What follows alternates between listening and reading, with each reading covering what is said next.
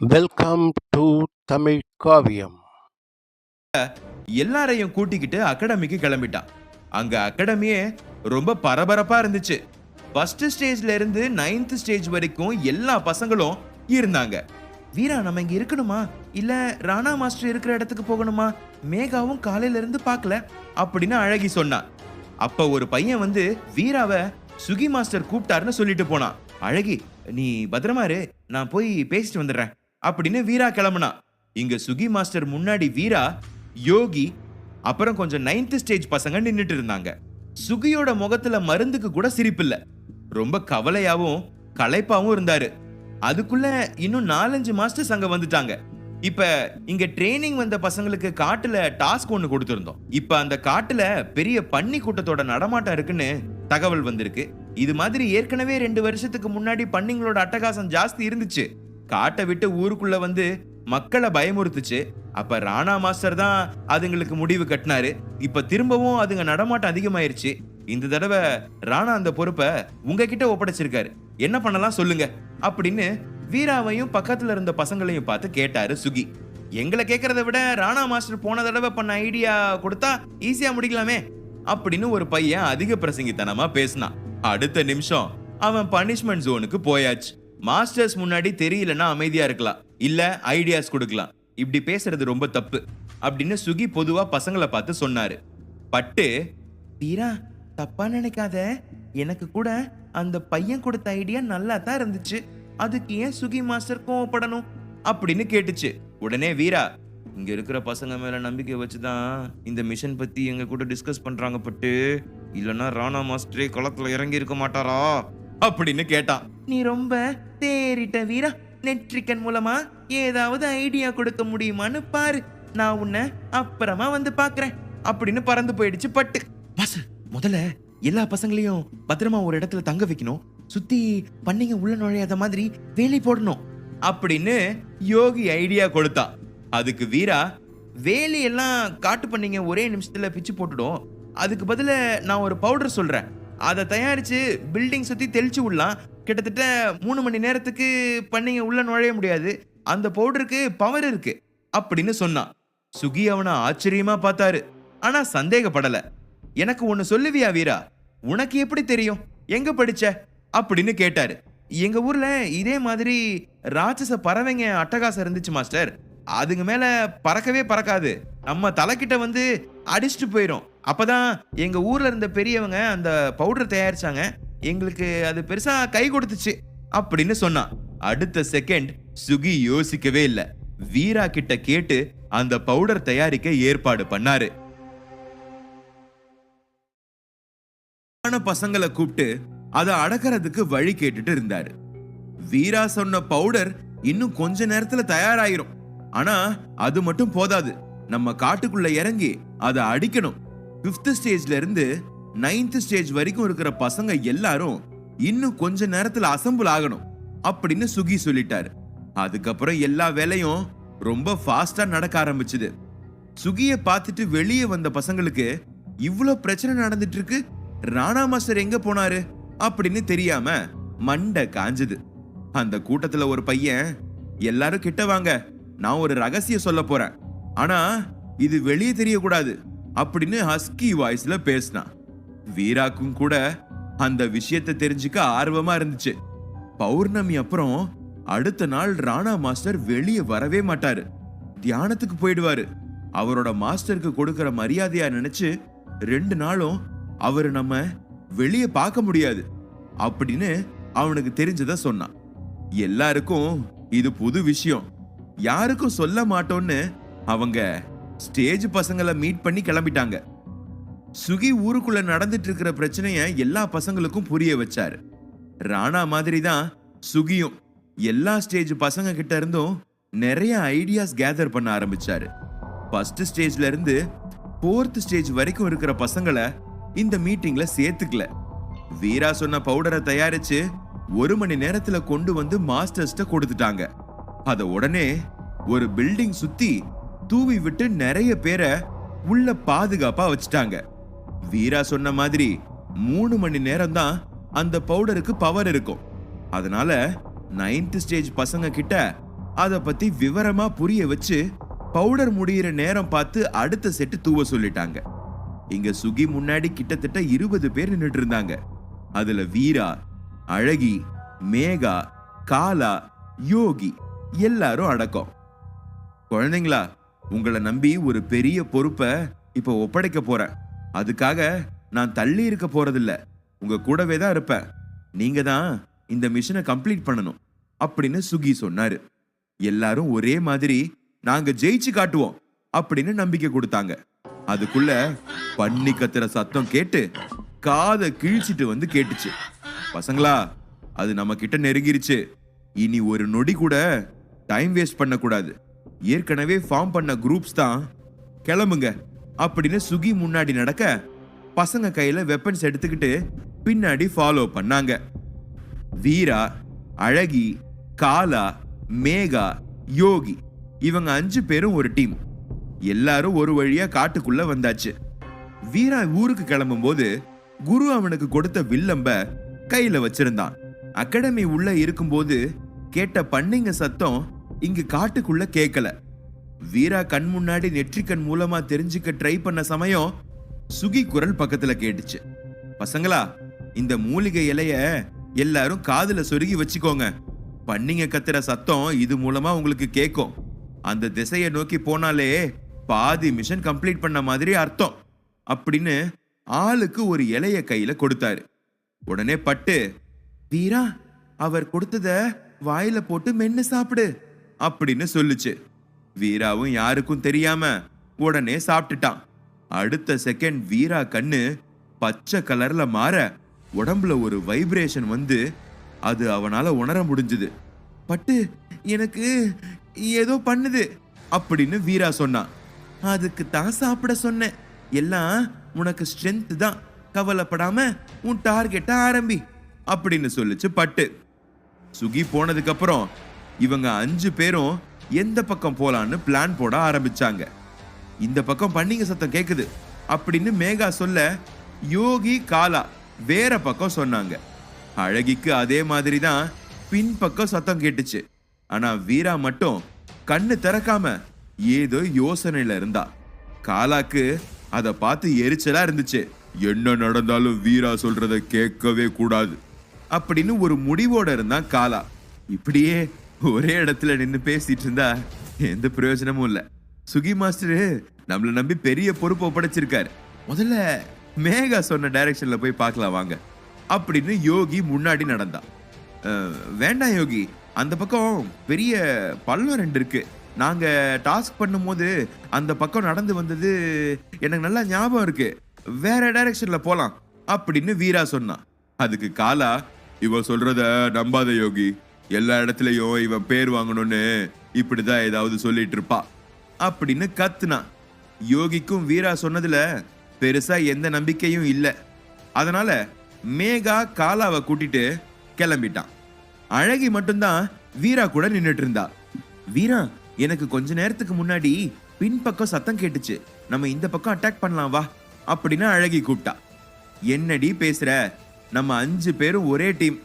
அவங்க தான் அறிவில்லாம பிரிஞ்சு போனா நம்மளும் அதே மாதிரி பண்ண முடியுமா? வா, அவங்கள போய் காப்பாத்தணும் அப்படின்னு வீரா அழகி கைய பிடிச்சு நடக்க ஆரம்பிச்சான். அவ்வளோ நல்லவனாடா நீ அப்படின்னு அழகி கேட்டா. இத நான் சுகி மாஸ்டர் முகத்துக்காக மட்டும்தான் பண்றேன். அவர் என் மேல ரொம்ப நம்பிக்கை வச்சிருக்காரு. ராணா மாஸ்டர் பக்கத்துல நான் நிக்கிறது ஒரு காரணம் அவர் மட்டும்தான். அவங்க 3 பேரும் என்ன வேணான்னு பேசிக்கிட்டாலும் எனக்கு கவலை இல்ல அப்படின்னு வீரா சொன்னான். அழகி அதுக்கப்புறம் எதுவுமே பேசல. அமைதியா அவன் கூட நடந்து வந்தா. திடீர்னு ஒரு இடத்துல அழகி சுத்தி எதையோ தேடிட்டு இருக்க வீரா என்னன்னு கேட்டா. மாஸ்டர் கொடுத்த இலை எங்கேயோ மிஸ் ஆயிடுச்சு வீரா அப்படின்னு பதட்டமா சொன்னா. உடனே பட்டு, வீரா, உன் பின்னாடி செடியில இருக்கிற இலைய பறிச்சு அவகிட்ட கொடு. கேட்டா சுகி மாஸ்டர் உனக்கு கொடுத்ததுன்னு சொல்லி சமாளி அப்படின்னு சொல்லுச்சு. வீராவும் டக்குன்னு பட்டு சொன்ன மாதிரி பண்ணிட்டான். அழகிக்கும் இப்பதான் நிம்மதியா இருந்துச்சு. ஆமா வீரா, உனக்கு கொடுத்தத நான் வாங்கிக்கிட்டா நீ என்ன பண்ணுவ அப்படின்னு பேசிட்டு இருக்கும்போது பின்னாடி காலா கத்துற சத்தம் கேட்டுச்சு. கண்ணை மூடி நெற்றிக்கண் ஹெல்ப் எடுத்துக்கிட்ட வீரா அவங்க எந்த பக்கம் இருக்காங்கன்னு தெரிஞ்சுக்கிட்டான். அதை விட பண்ணிங்க கூட்டம் அவங்கள நெருங்கி வந்துட்டு இருக்குன்னு அடிஷனல் இன்ஃபர்மேஷன் நெட்ரிக்கன் சொல்லுச்சு. அழகி, உனக்கு ஹைடிங் டெக்னிக்ஸ் தெரியுமா அப்படின்னு வீரா கேட்டான். தெரியும் அப்படின்னு அவன் தலையாட்ட, என் கையப்பிடி அப்படின்னு 2 பேரும் சிறுத்த வேகத்துக்கு ஓட ஆரம்பிச்சாங்க. ஒரு டர்னிங்ல சடன் பிரேக் போட்டு நின்ன வீரா, அழகி இந்த மரத்து மேல நம்ம இப்ப ஏறணும் வா அப்படின்னு சொன்ன அடுத்த நொடி அழகிதான் முதல்ல ஏறி இருந்தா. வீராக்கு அழகிய நினைச்சு ரொம்ப பெருமையா இருந்துச்சு. சூப்பர் டி, நிஜமாவே ரொம்ப டேலண்ட் நீ அப்படின்னு அவளை கட்டிக்கிட்டான். ஏய், அங்க 3 உசுறு போராடிட்டு இருக்கு, உனக்கு இங்க ரொமான்ஸ் தேவையா அப்படின்னு பட்டு கேலி பண்ணுச்சு. அழகிக்கும் வீரா திடீர்னு கட்டி பிடிச்சது உடம்புல ஹார்மோன் சேஞ்சஸ் உண்டாக்கினாலும் எதையும் காட்டிக்காம வேற பக்கம் திரும்பிட்டா. சுகி இவங்க கிளம்பும் போதே தண்ணி தாகம் எடுக்காம இருக்கிறதுக்கு, மூச்சு வாங்கினா அதை கண்ட்ரோல் பண்றது வந்தா வலிக்காம இருக்கிறதுக்குன்னு நிறைய மூலிகை இலைய தனித்தனியா எல்லாருக்கும் கொடுத்திருந்தாரு. அழகி அதை சாப்பிட்டுக்கிட்டா. ஆனா வீரா அம்பு வில் செட் பண்றதுல குறியா இருந்தான்.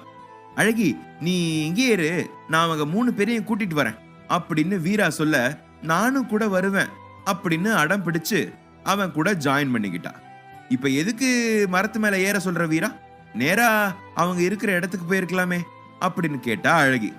மரத்து மேல இருந்து 10 நிமிஷத்துல நீ இலைய சாப்பிட்டிருக்க, ரெஸ்ட் எடுத்திருக்க, இப்போ உனக்கு புது பவர் தெம்பு கிடைச்சிருக்கு, ஈஸியா உன்னால அடுத்த 1 மணி நேரத்துக்கு நின்னு ஃபைட் பண்ண முடியும், அதுக்கு தான் இந்த குவிக் ரெஸ்ட் அப்படின்னு வீரா புரிய வச்சான்.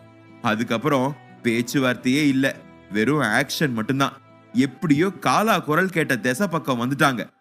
வீராவும் அழகியும் அந்த பள்ளத்துல விழுந்த யோகிய, மேகாவையும் காலாவையும் மேல இழுக்க ட்ரை பண்ணிட்டு இருந்தாங்க.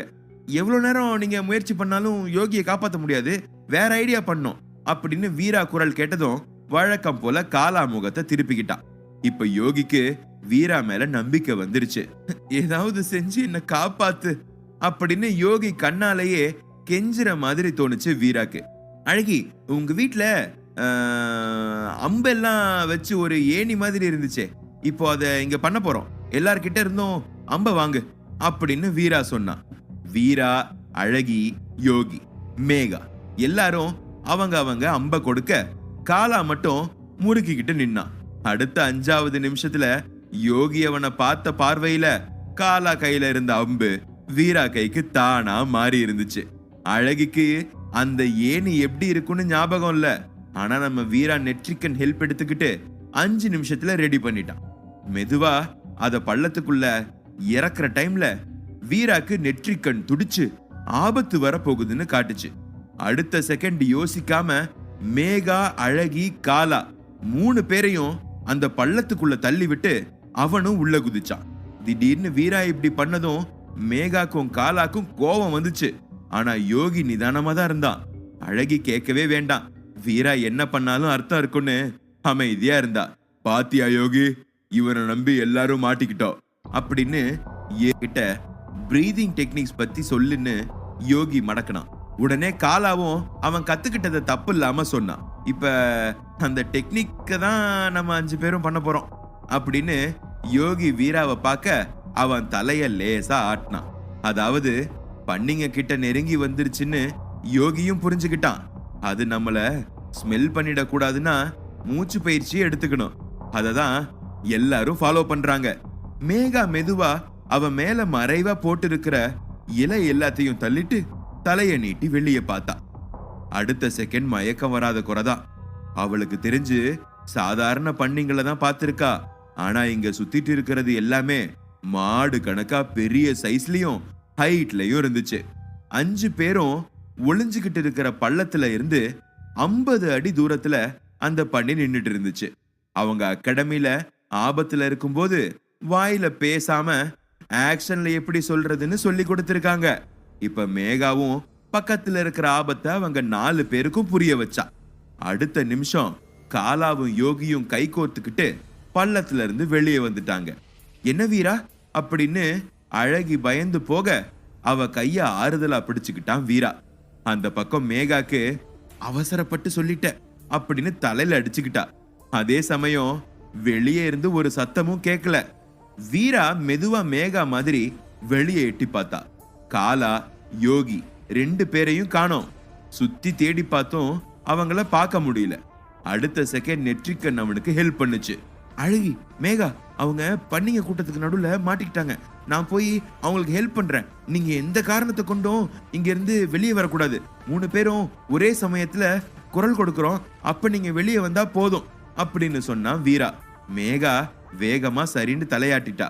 ஆனா அழகி, நம்ம எதுக்காக இங்க வந்திருக்கோம் வீரா? சுகி மாஸ்டர் உன் மேல மட்டும் நம்பிக்கை வைக்கல, எங்க எல்லார் மேலையும் தான் நம்பிக்கை வச்சிருக்காரு.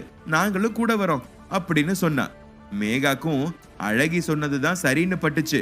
ஆமா வீரா, எங்களையும் கூட்டிட்டு போ அப்படின்னு அவளும் அடம்பிடிக்க ஆரம்பிச்சா. நீங்க சொன்னதை நான் ஒத்துக்கிறேன். ஆனா இது சாதாரண பண்டிகை கிடையாது, ரொம்ப ஆபத்தானது. அவங்கள கூட்டிட்டு வந்துடுறேன். மொத்தமா 5 பேரும் சேர்ந்து அடுத்து அட்டாக் பண்ணலாம் அப்படின்னு புரிய வச்சான் வீரா. மேகா தான் அந்த பண்டிகளை பார்த்திருக்காளே, அதனால ஆமா அழகி, வீரா சொல்றது கரெக்ட் தான், அதுங்க பாக்குறதுக்கு ரொம்ப கொடூரமா இருந்துச்சு அப்படின்னு பயந்துகிட்டே சொன்னா. மேகா, ஏதாவது ஒரு பக்கமா பேசு, ஒரு செகண்டும் உன் முடிவை மாத்திக்கிட்டே இருக்காத அப்படின்னு அழகி கோவமா சொன்னா. நீங்க 2 பேரும் பேசி டிசைட் பண்றதுக்குள்ள அவங்களுக்கு ஏதாவது ஆயிரும். நான் போறேன், போயாகணும் அப்படின்னு வீரா கிளம்ப அழகி அவன் கையை பிடிச்சு அப்படியே கட்டிக்கிட்டா. பார்த்து பத்திரமா போயிட்டு வா, 15 நிமிஷத்துல நீ திரும்பி வரலன்னா நாங்க கண்டிப்பா உன்னை தேடி வந்துருவோம் அப்படின்னு சொல்லி வீராவை அனுப்பி வச்சா அழகி. மேகாக்கு அவங்கள பாக்குறதுக்கு ரொம்ப பெருமையா இருந்துச்சு, பொறாமையாவும் இருந்துச்சு. வீராவும் அழகியும் சண்டை போடுவாங்க, கொஞ்ச நேரத்துல பேசிடுவாங்க. அதே மாதிரி ஒருத்தருக்கு ஒருத்தர் விட்டு கொடுக்காம எல்லா இடத்துலயும் துணையா இருக்கிறது பெரிய விஷயம்னு மேகாக்கு தோணுச்சு. இங்க காலா, யோகிக்கு என்ன ஆச்சுன்னு பார்க்கலாம். மேகா சொன்ன உடனே வெளியே வந்து 2 பேரும் பின்னாடி மெதுவா நடக்க ஆரம்பிச்சாங்க. அது பாட்டுக்கு முன்பக்கம் ஜாகிங் பண்ற மாதிரி ஓட ஆரம்பிச்சுது. அதை பார்த்துட்டு காலா, என்ன யோகி, நம்ம பிரசன்ஸ் ஆவறது அதுக்கு தெரியலையா, இல்ல வேற ஏதாவது பிளான் பண்ணுதா அப்படின்னு கேட்டான். யோகி அதுக்கு பதில் சொல்லாம அவசரப்பட்டு கையில இருந்த ஒரே ஒரு அம்ப பன்னி மேல விட்டுட்டான். அவ்வளவுதான், அது முன்பக்கம் வேகமா ஓட ஆரம்பிச்சிருச்சு. காலா யோகிக்கு ஒண்ணுமே புரியல. இருந்தாலும் ஒரு பன்னியாவது அடிக்கணும் அப்படிங்கிற வெறியில கண்ணு முன்னு தெரியாம அது பின்னாடி ஓட ஆரம்பிச்சாங்க. அங்கதான் பன்னி ஒரு ட்விஸ்ட் வச்சது. இந்த பக்கம் வீரா நெற்றிக்கண் காட்டின பக்கமா வந்துட்டு இருந்தான். கொஞ்ச தூரத்துல அவனுக்கு வழி மறந்து போச்சு. திரும்பவும் கண்ணை மூடி நெற்றிக்கண் ஹெல்ப் கேட்க, ஆனா எதுவுமே கண்ணுக்கு தெரியல. திரும்ப திரும்ப ட்ரை பண்ணினா, ஆனா அவனால கண்ணுக்குள்ள எதுவுமே பார்க்க முடியல. அடுத்த நிமிஷம் பட்டே அப்படின்னு அந்த காடு அதிர்ற அளவுக்கு வீரா கத்துனா. நான் இங்கதான் இருக்கேன், நீயே கத்தி பன்னிங்களுக்கு காட்டி கொடுத்துறாத, ஹைடிங் டெக்னிக்ஸ் யூஸ் பண்ணி அந்த மரத்து மேல ஏறு அப்படின்னு சொல்லுச்சு. வீரா மேல வந்த உடனே, இன்னைக்கு என்ன நாள் மறந்துட்டியா அப்படின்னு பட்டு கேட்டுச்சு. இந்த பக்கம் காலா, யோகி 2 பேரும் ஒரு குகைக்குள்ள 10 பன்னிங்களுக்கு நடுவுல கலவரத்தோட நின்னுட்டு இருந்தாங்க.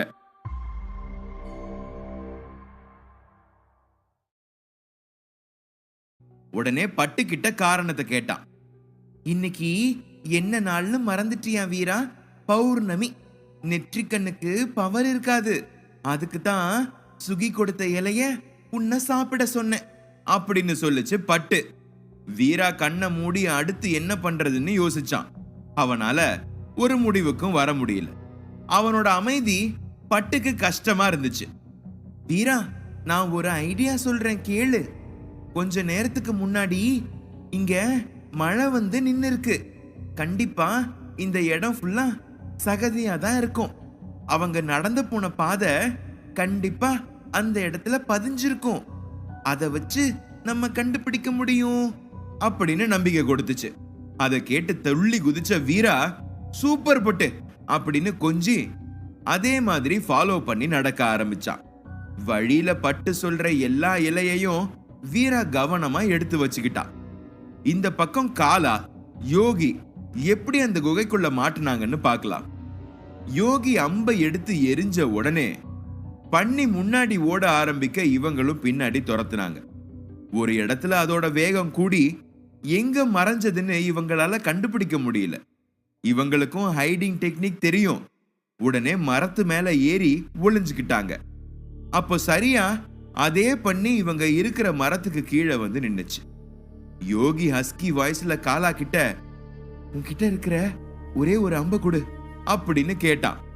ஆனா காலா அதை கொடுக்க மாட்டேன்னு அடம்பிடிக்க 2 பேருக்கும் நடந்த இழுபறி சண்டையில அந்த அம்பு நேரா அந்த பன்னி மேல விழுந்துருச்சு. அது நிமிர்ந்து இவங்களை பாக்குறதுக்கும் இவங்க குனிஞ்சு அதை பாக்குறதுக்கும் கரெக்டா இருந்துச்சு. இது வரைக்கும் பன்னி முன்பக்கத்தை இவங்க பார்க்கவே இல்லை.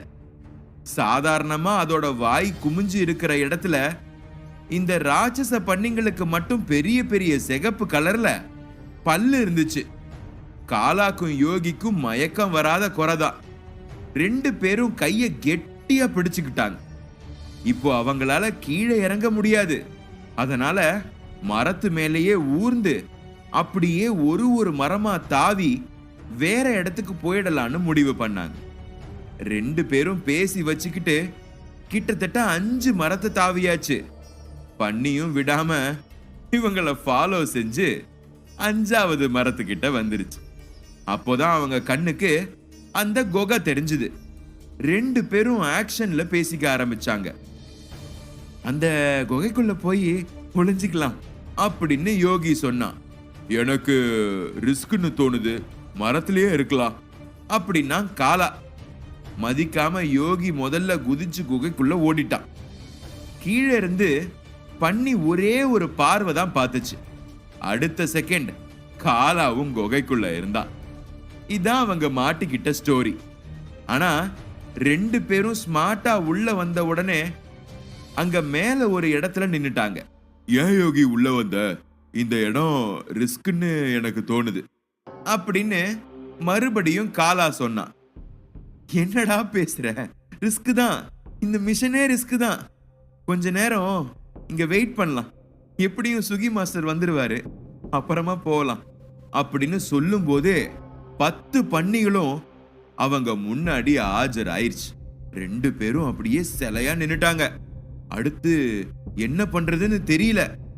காலாக்கு வீரா மேலதான் கோவம் வந்துச்சு.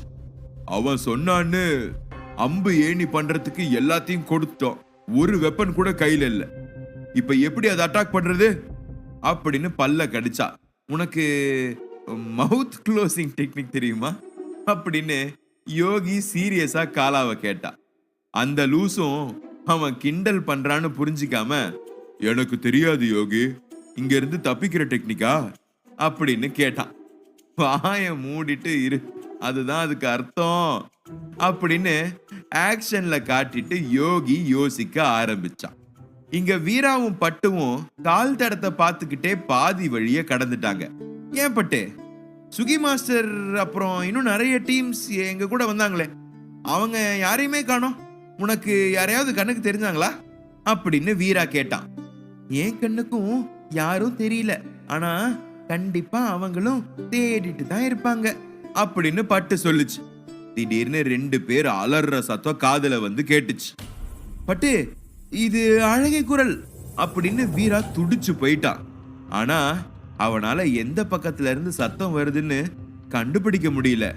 பட்டு ப்ளீஸ் எனக்கு ஹெல்ப் பண்ணு அப்படின்னு வீரா அழறத முதல் தடவை பட்டு பாக்குது. வீரா அழாத, என் கூட வா அப்படின்னு பட்டு அவனுக்கு வழி காமிக்க ஆரம்பிச்சுது. அந்த இடத்தை ரீச் ஆகிறது வரைக்கும் வீராவால மூச்சு விட முடியல. அழகிக்கு எதுவும் ஆபத்து வந்துடக்கூடாதுன்னு ஜபம் மாதிரி பண்ண ஆரம்பிச்சிட்டான். பட்டு சடன் பிரேக் போட்டு ஒரு இடத்துல நிக்க அங்க யாருமே இல்ல. வீராக்கு இன்னும் பதட்டம் ஆயிருச்சு. அவன் கையில இருக்கிற இலைய காட்டி, அத சாப்பிடு, கண்ணை மூடிட்டு உனக்கு எதிர பாரு அப்படின்னு சொல்லுச்சு பட்டு. வீராவும் அதே மாதிரி பண்ணான். ஆனா எதிர அழகிக்கு பதில் ஒரு பன்னிக்குட்டி தான் இருந்துச்சு. என்ன பட்டு இது, அழகி எங்க போனா அப்படின்னு, இது இது ஏன் என் கண்ணுக்கு தெரியுது அப்படின்னு வீரா குழப்பமா கேட்டான். நம்ம அதுங்களை நெருங்க எப்படி பிளான் பண்றோமோ அதே மாதிரி தான் அதுங்களும் நம்மளை சுத்தி வளை. நன்றி. லைக் அண்ட் சப்ஸ்கிரைப் செய்யுங்கள்.